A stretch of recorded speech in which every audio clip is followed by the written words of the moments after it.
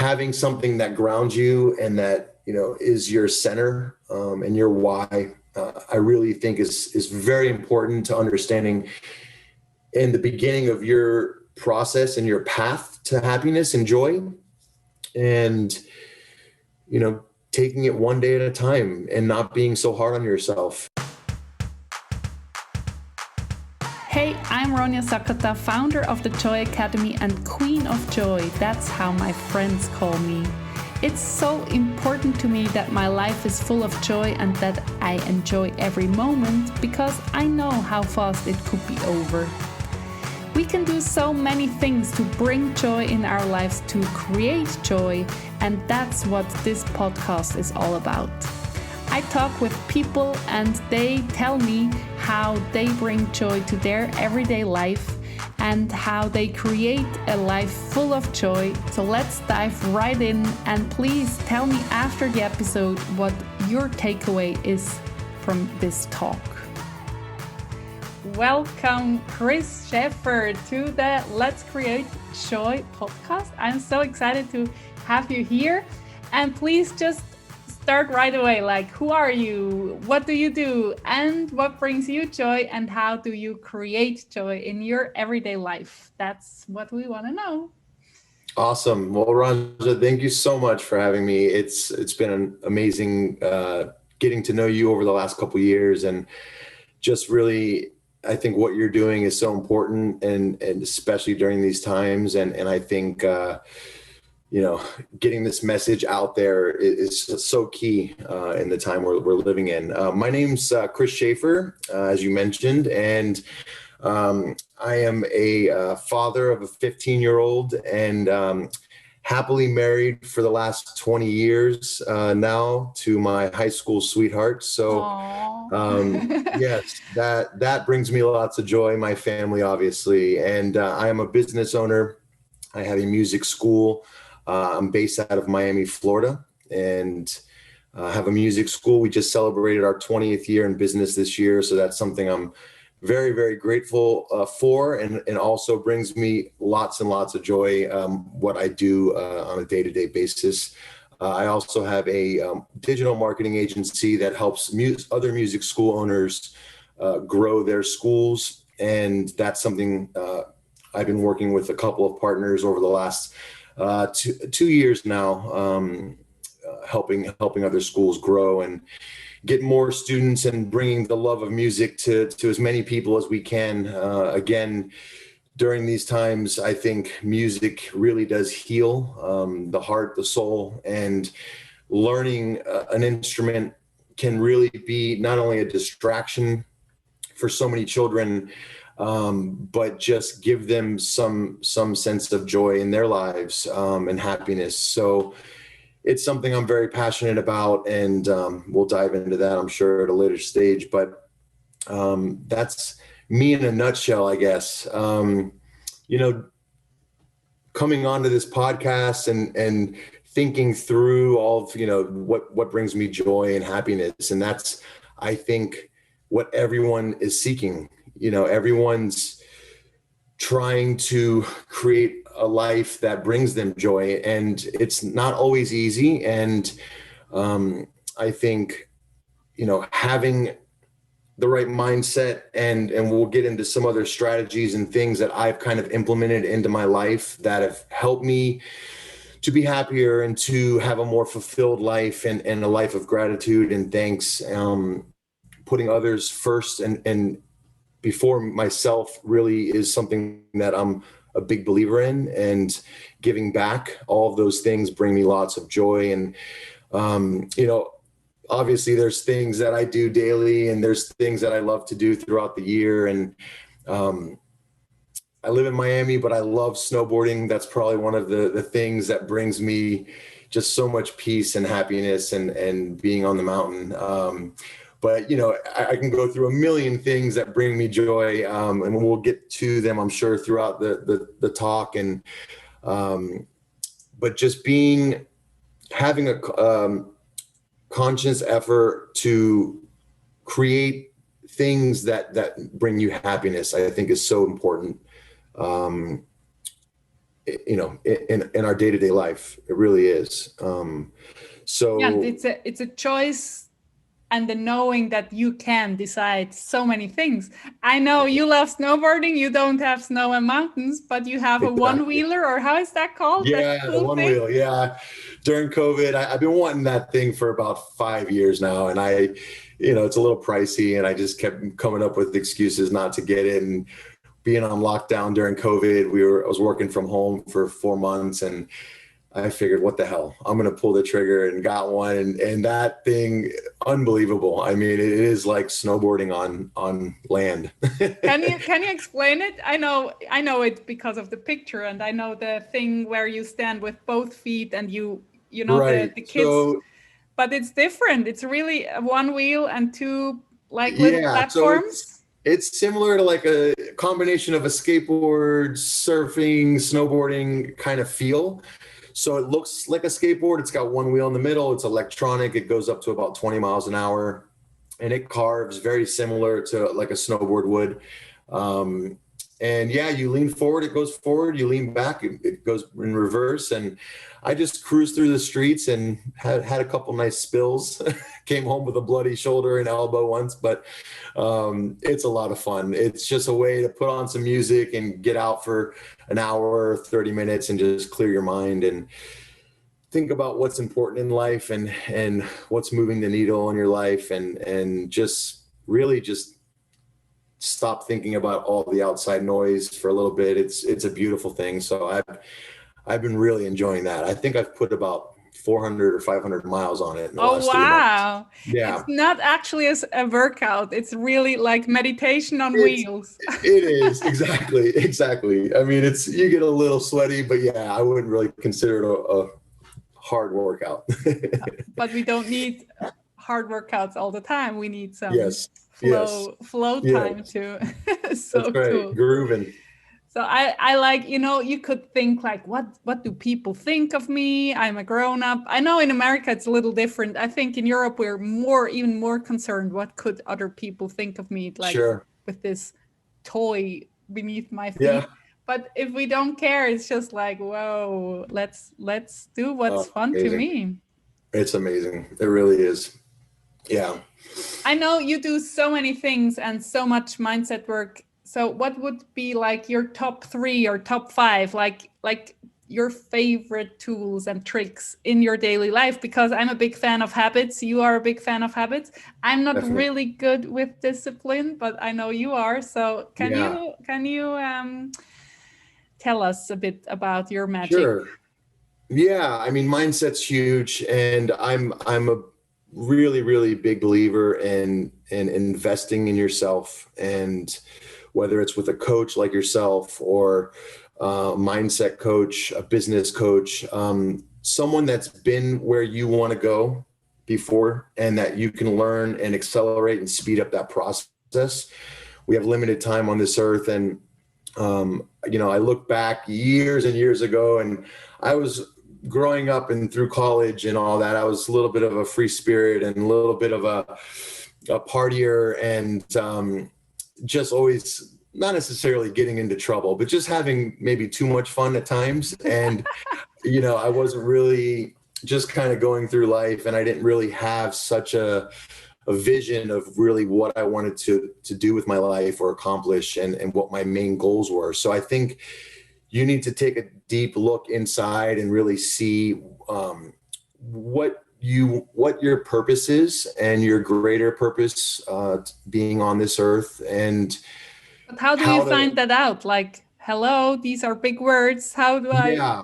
if I listen to that and think, yeah, talk on, Sure. Chris. Well, it's funny, and in preparation for this, I was thinking back through my life, and I think the first time I had even a thought about this was in high school. And the class starts, the bell rings. I think I was 16. I was probably in 10th grade, maybe in 9th grade. And teacher walks up to the chalkboard, everyone was taking their seats, and he just walked up to the chalkboard and wrote in big, bold letters, "What is the meaning of life?" Okay. With the big question mark. He sat down at his desk, and for the entire hour and 15 minutes of the class, he didn't say a word. And we're all just staring at this board. And, at first I'm thinking, what's this all about? When's he going to get up and start, lecturing going through the class? And that one single question has literally just replayed in my head ever since that day. And I've come up with a million different answers, and I think it changes as you mature and as you grow as an individual, and it takes you on different paths, and it challenges your beliefs and your thoughts and kind of who you are. And I'm always trying to be greater than I was yesterday. And I have this constant replay in my head of who am I becoming? And so I think through that process and understanding this grand question of what is the meaning of life, and how am I adding value to those around me, and how am I improving not only myself, but those that I love, and even people that I don't know or I've never met before.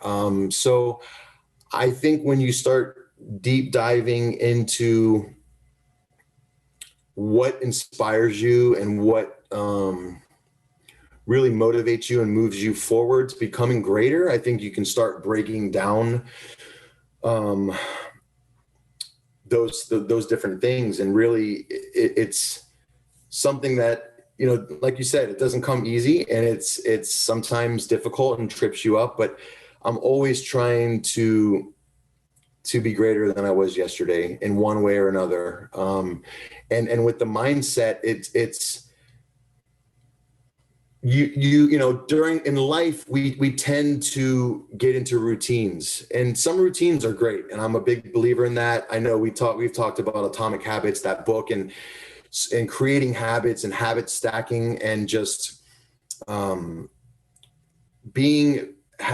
more forethought and what you're doing on a day-to-day basis. But, so many people, they set their alarm at 30 minutes prior to when they have to run out the house, and they run into the shower, and they're in the car, and they're taking the same ride to work every day, and they're having similar conversations every day, and they get stuck in this rut and this constant, the wheel, and I think by breaking that every once in a while and shifting that monotony,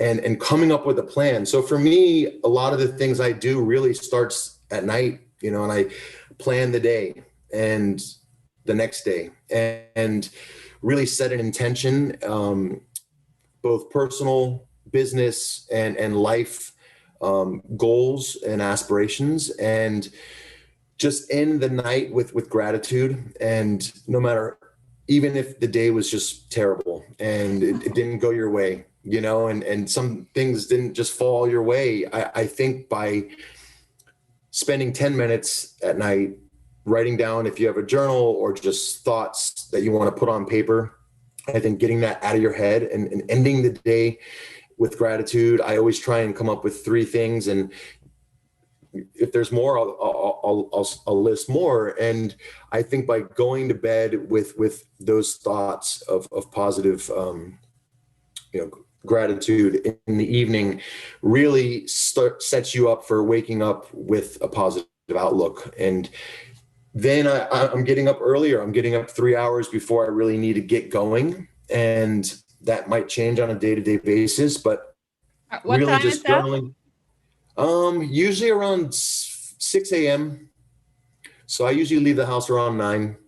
Now my son's doing school from home, so I get up around 5:45. I start doing my he's still sleeping. I get him up around 7 for school. So I have that hour, just me time, and just really break down my day, do some journaling. I do some meditation. Lately, I've been getting into the Wim Hof Breathing, which is really powerful, and cold showers, those kind of things, cold plunges. So it's really a time to just get all the noise out of my head and the outside noise. And, we've been going through all these, the presidential, election and everything else. And there's just been lots of negativity and lots of division. And I think it's really, really an important time that we are all coming together as one. And I know that's cliche a bit, but it's really, really an important time that we all really just focus on doing that. And in order to do that, it starts with yourself. You have to look internal, and you have to break down, you know, your habits. And life is a series of feedback loops. And so this is something that's really popular with marketing and different parts of what I do daily. But it's your thoughts dictate your feelings, and it's this circular motion. So what you're thinking about is going to dictate what you feel. And if you're having negative thoughts, you're going to be more of a negative person, right? I mean, it sounds simple. It's both sides of the coin. So, you have 80,000 thoughts per day. And that to me is mind blowing. I mean, that's just, it really, when you think about that, and most of those thoughts we're not even, conscious about, we're not even really grasping. It's just our brain and a lot of those things. So in order to have a more joyful life and a happier, more fulfilled life, you need to start figuring out, are my thoughts coming from a primal state or from a positive state, and or a powerful state? So it's the fight or flight, powerful state, it's happiness, joy, gratitude, compassion, calm, peace, excitement, all those things. And then the primal state is essentially the opposite: stress and anxiety, fear, doubt, overwhelm. And I think by having the right mindset, getting back to your question, will dictate that will shift you towards a more powerful state. And it will allow you to grow and learn from those things. Being outside of your comfort zone, I'm a huge believer in that, and that anxiety and that pushing yourself outside of that box, where if we live inside this box of our comfort zone, we're never going to grow. And sometimes it's a little difficult to kind of get through that and fight through our fears. But I think that's where all the growth is, and that's where all the magic happens, So yeah, I would really just focus on what you're constantly telling yourself. And what I've been doing lately is really, when I do shift to a primal state and I start coming from a place of fear or anxiety or overwhelm, I really just take a step back, think about, okay, well, how can I shift this over to a powerful state? And the more often you do that, you start retraining your thought patterns and your brain to, it's a powerful machine. We have the capability to dictate our life's, journey. And I just really want to come from that happiness and that powerful state more so than not, Thank you so much. Can you make some examples of your business life and personal goals for one day? I think a lot of people, me included, I write too long to-do lists and too much in a day. It's just not possible, even though I would be 100% or 150% focused and do everything cha-cha-cha-cha-cha. It's just too much. So write shorter lists is a good trick to complete your to-do list of the day. But these goals, are they big goals, for a mindset thing, I want to see the big picture? Or are you very specific, tomorrow in my business goal, I want to do this or that? I'm very curious about these 3 goals you set for every day. Yeah, so I do have, it's a bit of both. What I do generally is on Sunday evenings, I will map out the week. And at the end of the month, similarly, I will map out the next month. So I'll spend an hour maybe a little more, maybe a little less, but at the end of each month, and I'm kind of mapping out the following month. And then every Sunday evening, I'm spending some time, maybe 20 minutes. It doesn't take a lot of time. And if you're setting by planning ahead, you're setting yourself up to succeed. So I have what I like to call needle movers, and in different areas of my life. So personal, business, and family, health. So I have these different buckets, and I will figure out short-term goals and then maybe quarterly goals for business, that sort of thing. So these are the top 3 things that are going to move the needle in my business. Let's say, what can I do, and how can I,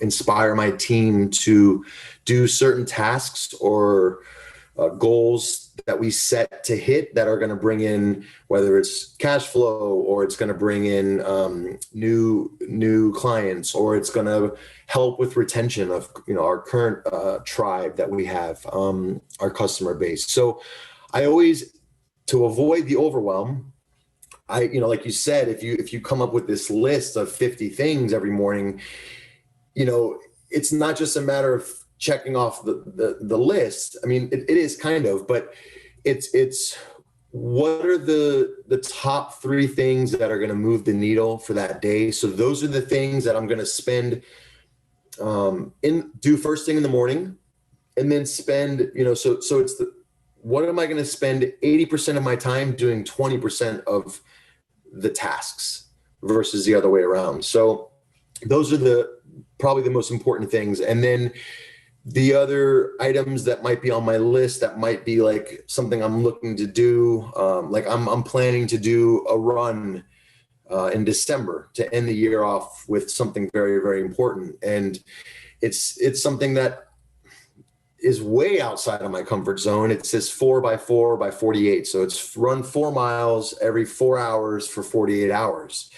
And I've never done anything like that before. So, to break that down into smaller chunks, to avoid the overwhelm, and then you end up not doing it, right? So I really have set up a plan to train properly, to doing more and more 4-mile runs over the last month and a half, and researching and different things like that. So I think breaking down bigger goals and bigger tasks into smaller chunks, I'm a big believer in that, and giving yourself enough time to tackle it and set yourself up properly to succeed.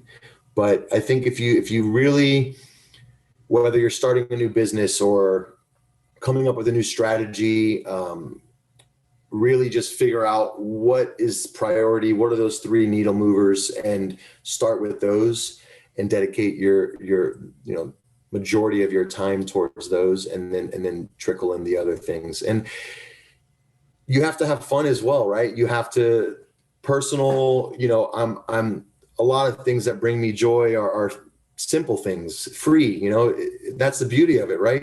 Sitting down for 30 minutes and reading a great book.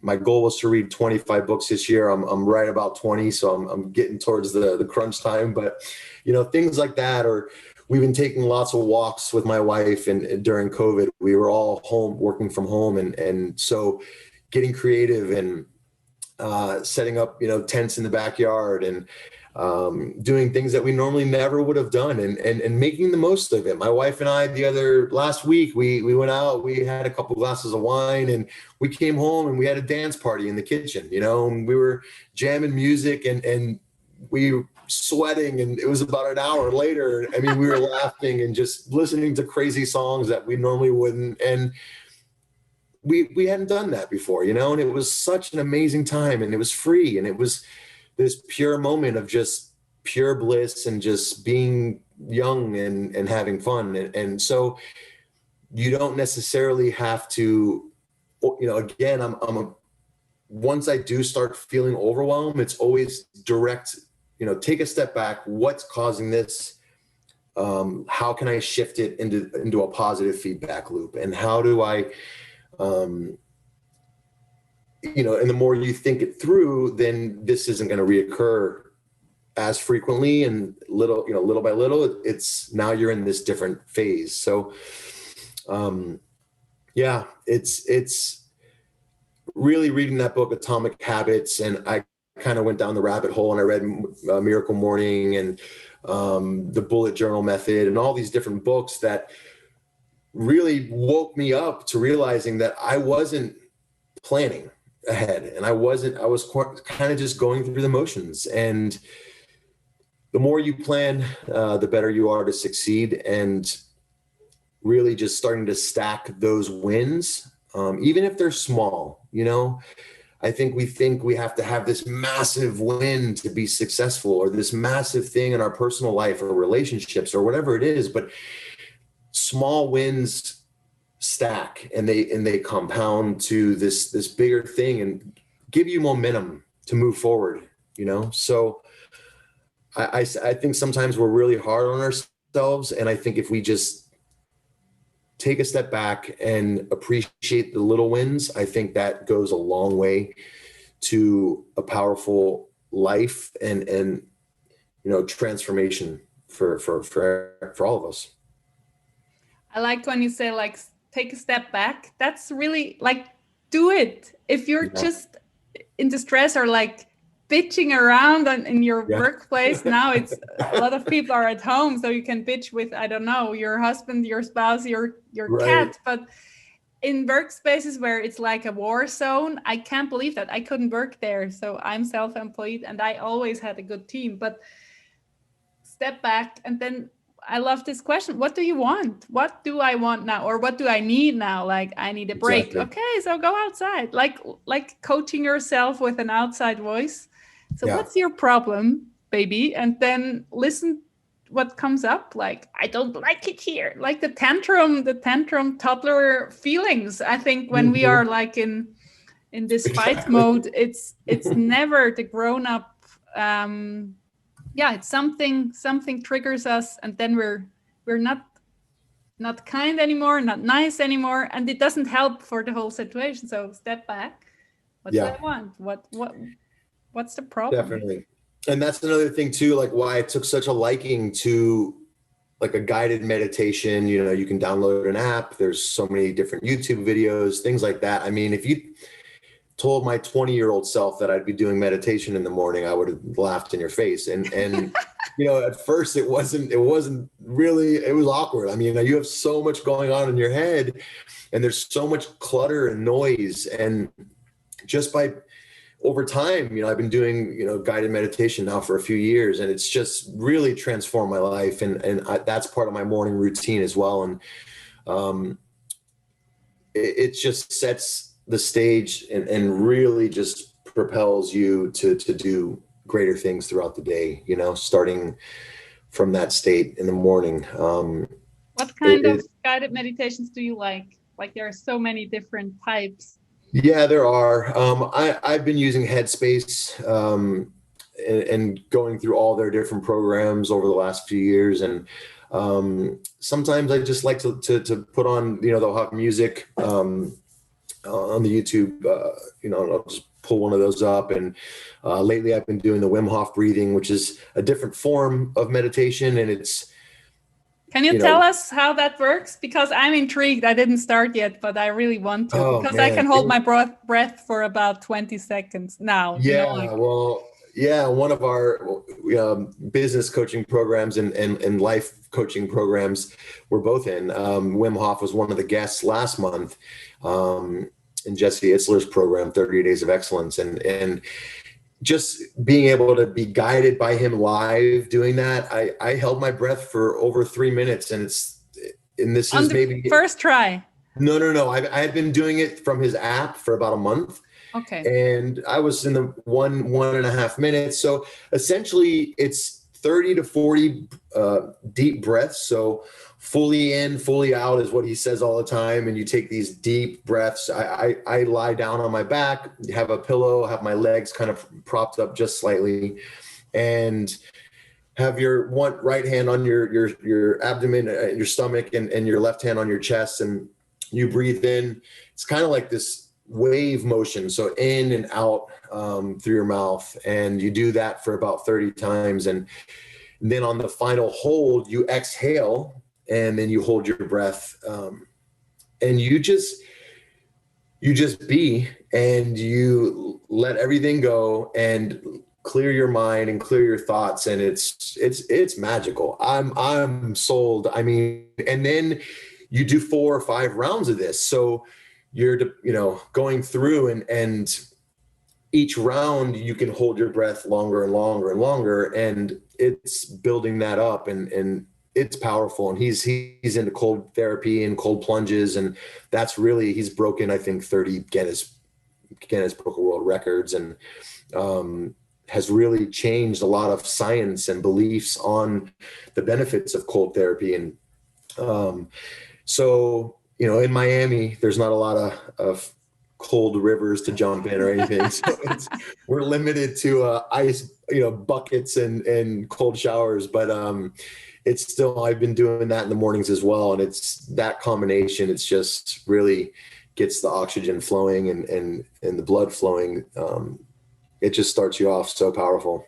And what's the benefit? Like, if a normal person with a normal background hears that, it's like, are you crazy? Like, why would I hold my breath for 3 minutes? And you say it feels amazing, but you have to tell me more that I buy this ticket. Yeah, I guess I was kind of like that at first too. I mean, I don't know all the exact science behind it, and there's a lot of reasons why, but it's just settling the body and settling the mind. And after doing these breaths, once you're doing the hold, it's almost like, I don't even know how to describe it, but it's just a release of the carbon dioxide in your body. And so your body's able to naturally, it's not like I'm turning blue in the face and I'm like, holding it just to hold it longer.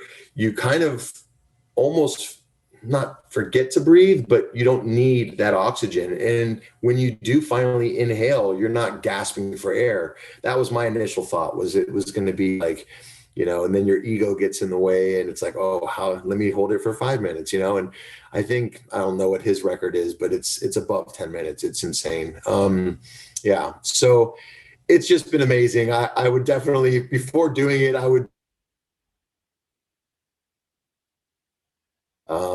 you can do some research on it. And yeah, I know there are certain reasons, people that have asthma, different things like that. It might, you might want to check with a doctor first and make sure that it's okay.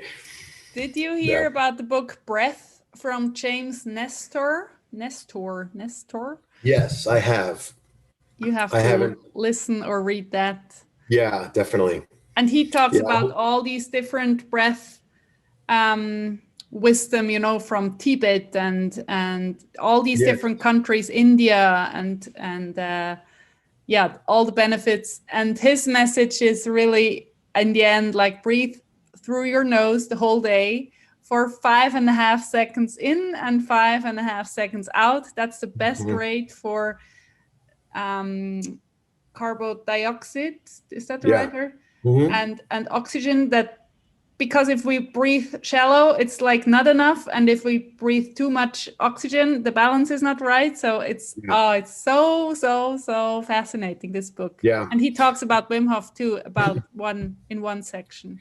Yeah. Another thing too, another breathing technique, which works great for when you're in that primal state and you're stressed, or I do this throughout the day, in my car, in a commute, or in a stressful situation or whatever. But you just pause, inhale for 4 seconds, hold for 4 seconds, and then exhale for 4 seconds.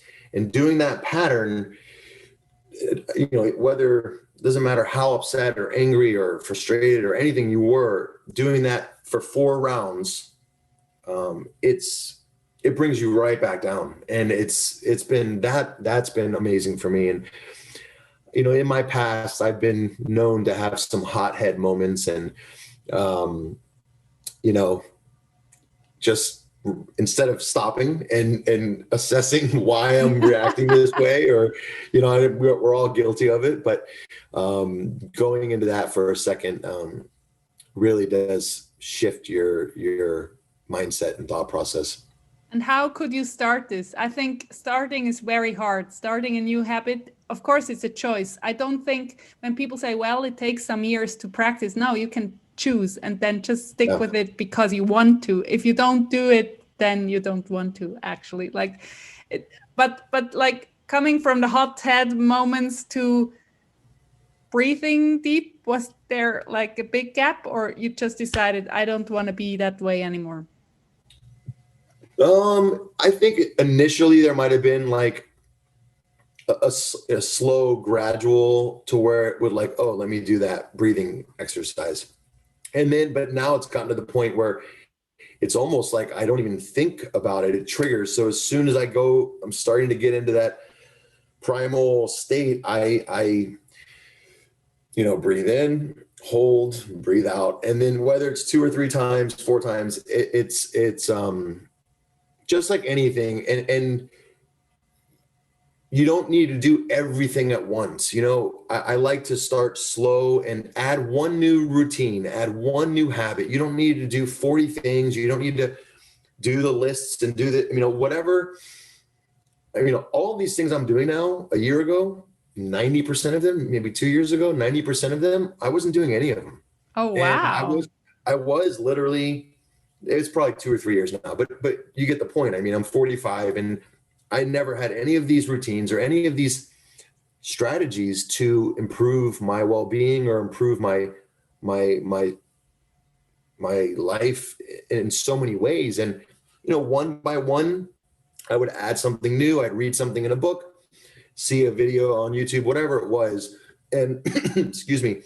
And then I would just try it. Not everything's going to work for everyone, right? So try it for a few months, try it for a few weeks, whatever it is. If it has a benefit to your life, continue incorporating that to your daily routine.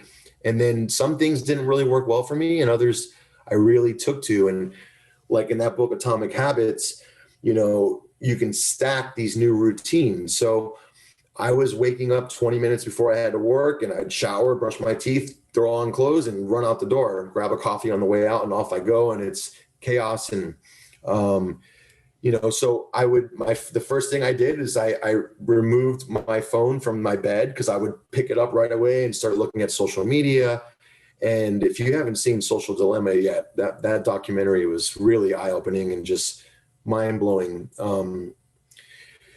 But anyways, so I would start scrolling on social media, and right away there's all this negative, energy, and, people talking politics and bashing each other, and just a lot of hate. And it was really just starting off my day with that negative energy. And so let me remove the phone from my bedstand. I put it across the room. I turn the alarm up, the ringer, and it forces you to get out of bed right away. So you're not. And then I would just turn the alarm off, and then go right where my phone was on top of the journal. So then you just turn the phone off, grab the journal. I'd go to my spot where I have my little happy place, and I would start to journal. And then where the happy place was whatever book I'm reading.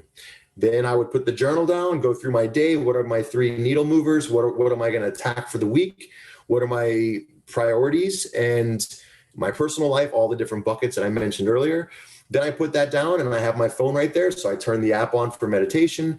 And so you stack these habits, and by putting things out the night before, if you want to work out in the morning, which I do as well, after I do all of that, I'm usually putting my workout clothes right on in the morning. So if you set these things out and you're intentional about them, I think it really just, then that becomes a routine, but it's a powerful priming routine that really gets you ready to attack the day.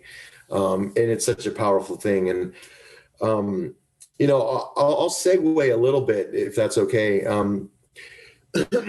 Something that's really, really shifted my life and my direction, and thoughts on how short and how quick this life is my daughter Madison and I've shared this story with you. She was diagnosed with a rare form of brain cancer when she was 3 years old, and actually a little bit younger. She was 18 months when she was diagnosed.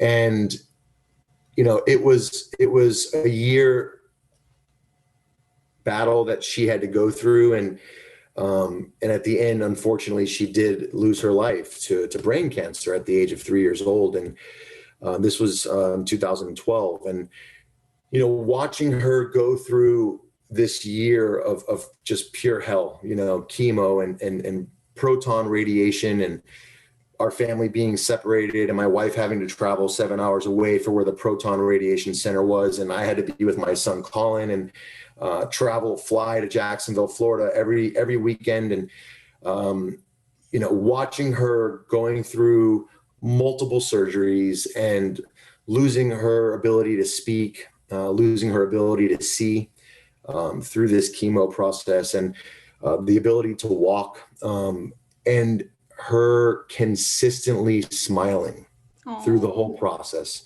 And, at the time, I recognized it and I noticed it, but, years later, her resilience and her strength and her, obviously she was young and probably didn't grasp the severity and the how intense this was. But, and she obviously had days where it was just, tears all day long. But watching her resiliency, and it was inspiring in so many ways. I mean, this could be a whole separate talk, but that's something I lean on every day. You have to be grounded in your why, and you have to know what brings you purpose. And she's, my number one inspiration, and my why to my life, to everything I do.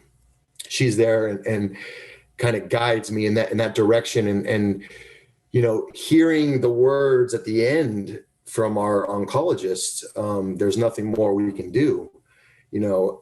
It was just those words, replay in my head, and that's goosebumps all over. It's just yeah. And you told the story before, but it's just yeah. And now the beauty is that, when we have these issues or these problems, or we really make so many small things into these massive issues that we shouldn't, and I always think back to her, and really what she went through was just hell on earth. And, no one, especially a child, should have to go through that. And hearing those words from the oncologist, and just knowing that we had limited time left with her, we had a few more weeks with her, and we were able to bring her home. And, there's always something more we can do, right? There's always something more that we can do. And that starts really with ourselves, and trying to find the positivity and the happiness and the joy in our daily lives. And it starts with us. If we don't love ourselves, if we're not happy with ourselves, and we don't try and make our own beings and our own lives more productive and positive, we can't share that with those we love, and we can't share that with people that, whether we're, we do a lot of stuff with our music school, MTS Gives Back, and it's around pediatric cancer research. And I'm a huge advocate and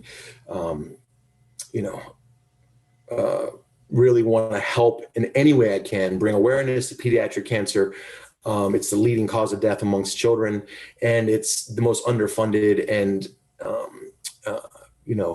really, there's only been one new trial in the last 15 years, and it's just putting poison into these kids, with chemotherapy. And so I've really taken all of my businesses, my life, my giving, and going to the Ronald McDonald House, and we bring our musicians and our team, and we play for the kids there that are going through cancer. And that's just really been such an important part of my transformation. Because when she passed, it was a very, very, very dark time, and it was a couple years, and it was tough. And I'm not going to say it was right back to norm. It was something that's ripped away from you, and so having to go through that process, I've seen the complete opposite side of just the worst case scenario. And so I think, being able to realize that little things are going to happen. We're going to have, arguments or whatever it is, but they're so small, and it's not worth focusing our energy or our time, and instead just forgiving, even, being humble, even when you think you're right, or maybe you're right, accepting that, what, it's all good. Let's move on. Let's focus on something that's more positive and constructive. So yeah, I just wanted to share that. I know we've talked about it, but really having something that grounds you and that is your center, and your why, I really think is very important to understanding in the beginning of your process and your path to happiness and joy, and taking it one day at a time, and not being so hard on yourself, and continuing to grow and to learn and to seek others that have been there before you that can accelerate and speed up the process. And I know you had a loss as well from one of your friends, and that's really was your moment of shit. I need to get this, this world is a beautiful place, and it can be a beautiful place, and I need to start that process. It's really the urgency and also the filter, I think, as you said, like the priority is to enjoy this day, and not Monday is a shit day and let's wait until Friday. Like, no, don't throw away 5 days per week. Yeah. And this gratitude every day. I do that too in the evening. I don't write it down, but I really go through the day and pick the beautiful things. And as you said, that's setting the intention for the next day already. And you said in the beginning, like putting others first, and you said something else, like giving. But you take super great care of yourself, of your thoughts, of your energy too. I think that's so important to have both. Yeah. People, especially moms, I think they're big issues there. They're running around for their kids and for their whole family, and not 1 minute per day is for themselves. So I encourage to set boundaries. That's my hour. You can play. Definitely. Or they can even watch television or whatever. You need some time for yourself to think, 100%.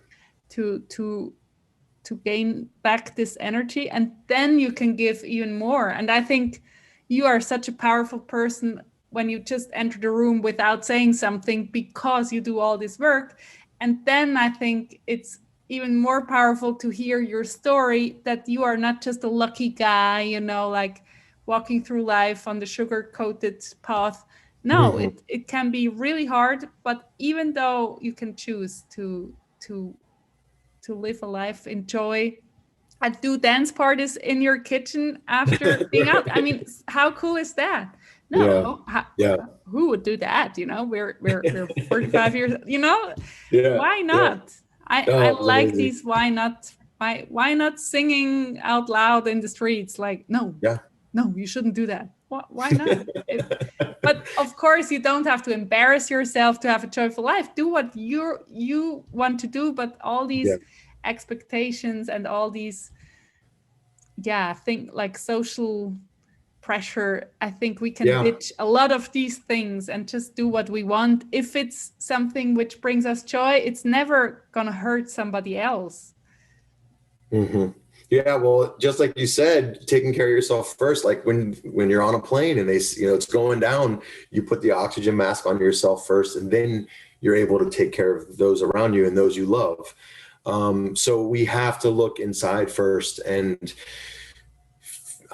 figure out those things that are maybe not bringing you joy, and those negative feedback loops, right? Because the feedback loops work both ways, and break those down and dissect those, and do less of what brings you joy. I mean, it sounds basic, right? And do less of what brings you anger and frustration and fear, and do more of what brings you happiness. And it's harder than it is said, but it takes work, just like anything else. And I think, both of us know that we have one shot at this, and whether you believe in the afterlife or not, it's while we're here and we're present.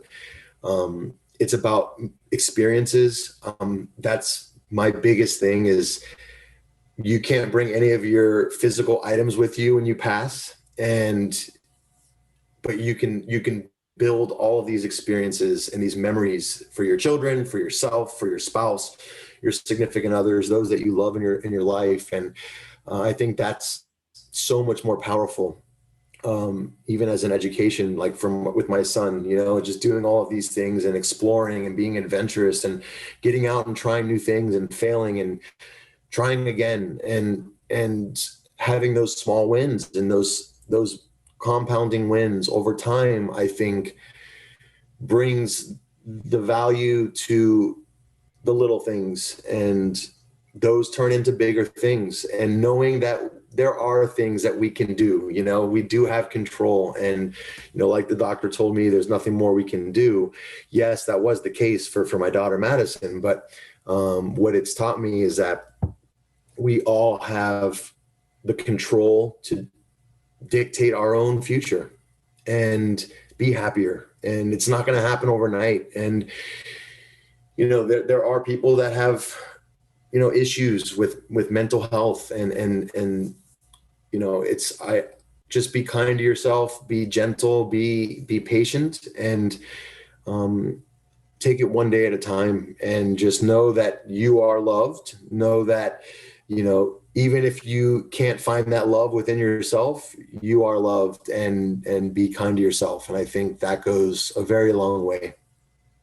It really does. Being kind to yourself is really tricky for so many people. Yes. Do you have an advice, like, be kind to yourself? Yeah, I can't be that. I hate myself when I see myself just in a mirror or in a car window. What would be something you say to a person who really is just like, ugh? I know, and that's, again, I'm so sad because of this, but it's a lot of women are really, I'm disgusted by myself. Hello, what are you saying? Would you say that to a friend? No way. Right. Yeah, I think we're the hardest on ourselves. Just human nature. For some reason, I'm guilty of it. Everyone is. But what do you say to yourself? Are you really ditching, or what is the word, like pushing you down? Or you did that? Or I have, in the past, and I've been hard on myself where, maybe it's something, again, it comes back to the negative self-doubt and mindset. And I know it's kind of cliche and to keep going back to that, but it's removing those negative thoughts and reactions to your inner talk and your self-talk. And again, it's not going to happen overnight. There's no magic pill. There's no, snap your fingers and I'm in love with myself. But it's being okay with making mistakes, being okay with not being perfect. And I think once we can come from that state of knowing that we're all humans, we're all going to screw up, we're all going to not like certain parts of ourselves, or be insecure about public speaking, or be insecure about walking into a room of people you don't know, whatever the case is. But it's allowing yourself and being okay with failure and learning from those mistakes, instead of just failing and saying, oh, I can't do it, or I hate myself, or I don't like the way I look, or whatever the case is. It is easier said than done, again, but it's just being okay with being imperfect, and knowing that it's a process, and you're on a journey, you're on this path to improving different areas. They're not all going to improve overnight, and that's okay. And I think if you come from that place of accepting that and knowing that it is going to take a little work, and it's, even if it's one small win a day, again, those things start to stack and they start to really start to grow into bigger things. Just love yourself and be okay with not being okay sometimes, yeah, What I like is to think of it, can I change this or can I not change this? If it's something like your hair color, you can change this, but the shape of your face, well, you could. Or yeah, I have a birthmark here, and I'm so grateful that my mother never made a fuss. It was really big and red, and my lip was like this when I was a toddler. And it faded away, and we didn't do an operation, a surgery on this at all. And it just hangs a little bit. And sometimes I'm like, it would be nice without that, but I can't change it. I don't want to do a surgery, because if they cut a nerve, and then my half of my face would be like different. So can I change it? For example, if you're not happy with your weight, just do something and exactly. Find something which is fun. I'm really against diets, and I'm really against workouts which you hate from the first minute. It's not effective. The whole mindset thing again. Right. But if you think like, I criticize that on me, of me, and then can I change it? Yes. So do I want to change something or not? And if I can't change it, so what? Just accept it. Otherwise you drive yourself crazy. Yeah. It's also, there's this thing, and I kind of jotted it down, this kind of cycle of transformation. So, we're constantly learning if it's something we don't know or something we're working on or improving. So you have knowledge plus experience. You learn something, then you experience it, then you get a new perception. So if, to your question earlier, how does someone get over this, or this self-doubt or self-hate or whatever it is? You have this knowledge plus experience brings you to a new perception. Then you have a change in thinking, your thought patterns, right? So this goes back to that feedback loop. You have this change in your brain, that equals the transformation. So you're shifting your old thinking, right? What you've been telling yourself over and over and over. You have this shift, which then forms a new thinking pattern. And that thinking pattern then comes back into the experience, and which is now going to be a different experience. And so you continue doing that circle, and over time, you're going to realize, wow, I spent so much time and so much energy and on something that didn't need it, wasn't warranted to really exude all of this stress, when it was just really shifting that mindset and going back into a powerful state. And, when you think back to the 80,000 thoughts per day, I mean, that's a lot. And, have you ever driven the same? I've done this. I just did it last week. You get in your head, and I'm driving home from work and I'm thinking through just all this great stuff. And I went into just autopilot. And the next thing you know, I'm pulling into my driveway and I'm like, holy crap, I don't remember driving the last 20 minutes, So it's that, it's like, we need to have this perception and this okay with failing, reiterating, new experience, new knowledge, and then shifting that mindset to a more powerful state. And turning those 80,000 thoughts a day into more powerful thoughts and more positive thoughts. And I think by doing that little by little by little,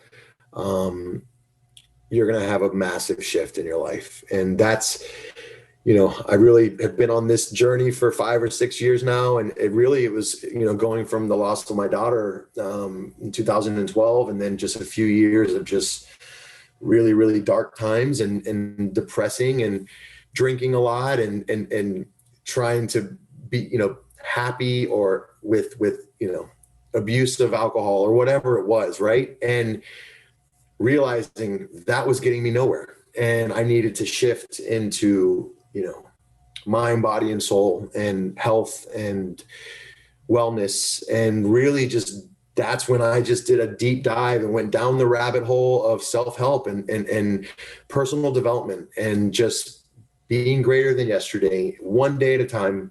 Be easy on yourself. You're going to fail. You're going to fall down. And it's been a great, great ride. It's been a really amazing experience. And I have a long way to go. I don't think we ever finish. There's no finish line until, that day comes for us. But it's I've been enjoying the ride for sure.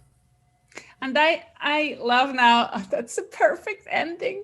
If you start to learn a music instrument, you don't expect yourself being perfect this afternoon. It's like, yeah, you are so aware that this will take years to master it if you want to, or it's just a hobby, like a little bit a hobby, and then you're kind of good at it, but you enjoy it. So why do we expect, like with other tasks, like I have to master this right away? So this patience, I'm not patient at all, and that's really my biggest trigger. I want to be ahead all the time, but like step by step.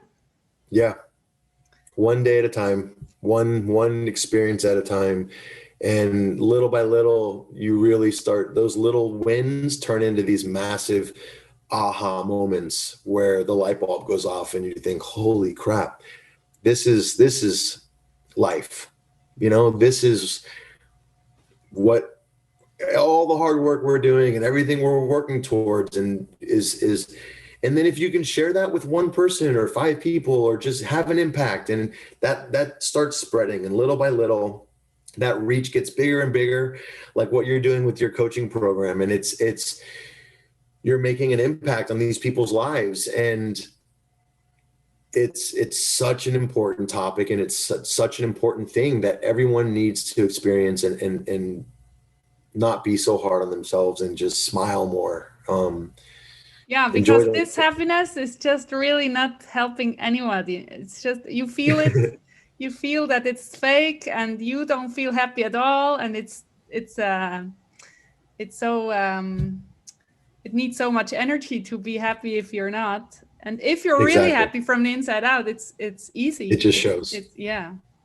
What instrument do you play, or what all the instruments you play? Well, that's kind of funny. Growing up, I played multiple instruments. I played piano. My mom was a piano player, so she taught me piano. My dad was a trumpet player. They both met at the University of Miami in the band back in the 70s. So music brought them together.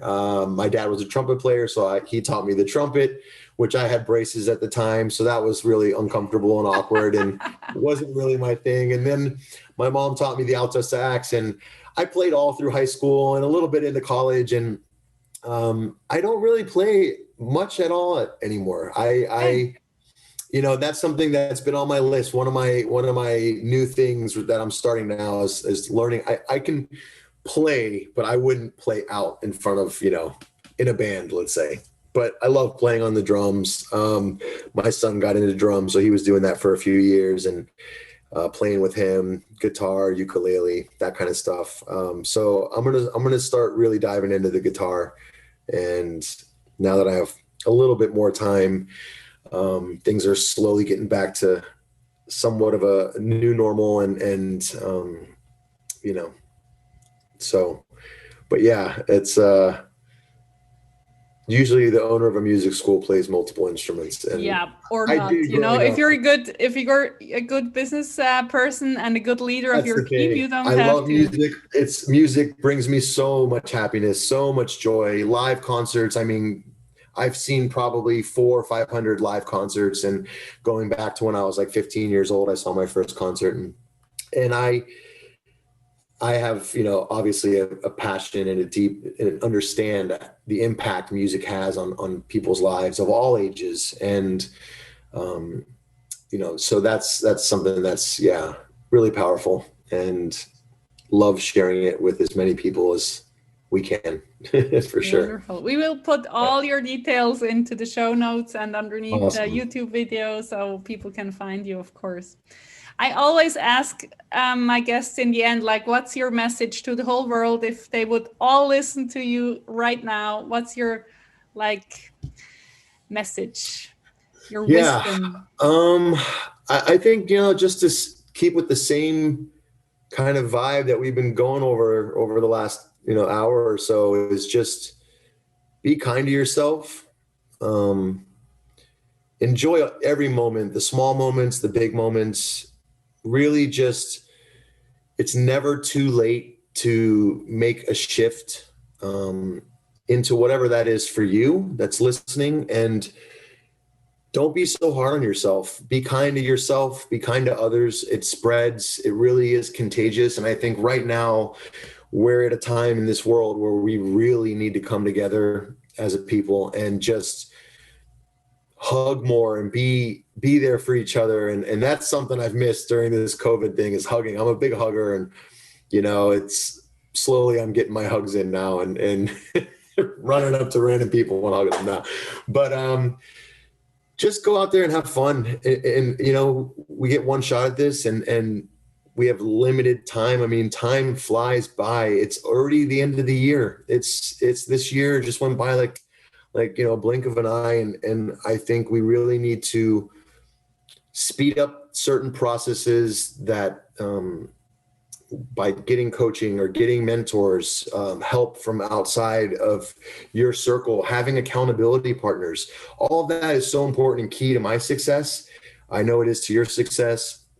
And by having an accountability partner, also, they can bring out those things in you. And when you're struggling with these things we've talked about today, and things aren't going your way, you can reach out to someone, and you have someone that has your back, and I think that's so important. And I didn't really get into that much, but having someone there for you that you can count on. But yeah, with my daughter Madison, we used to always say mad love, during her fight and during everything. And so I would just say, keep spreading mad love and keep being kind to one another. It's an amazing world out there, and we can make it better for ourselves and for those around us. So yeah, keep spreading the mad love. That's how I'd like to end it. Oh, thank you so much for your time, for your energy, for your Of joy, course. and your Thank you for having me. Wonderful. You're wisdom. An amazing human, and I'm you're on the other side of the world, and our paths cross through a mentoring program. And I'm so thankful that they did, and so thankful that, you've come into my life and inspired me in so many ways. So thank you again for having me today. It's been awesome. Thank you so much, Chris. Have a wonderful time and end this year strong. We know to do that. And have a good race. Have a good race at the 4:48. Yes, I will. Thank you. Thank you. Bye-bye. Bye. If you liked this episode, I look forward to a review from you, and it would be so nice to hear from you what you liked best and what is your takeaway, and maybe it sparked some idea. You really are surprised to have this idea now, and you can go and create joy for your life. And please tell me about it. I would love to hear from you. My contact details, you will find them in the show notes. Have a wonderful day.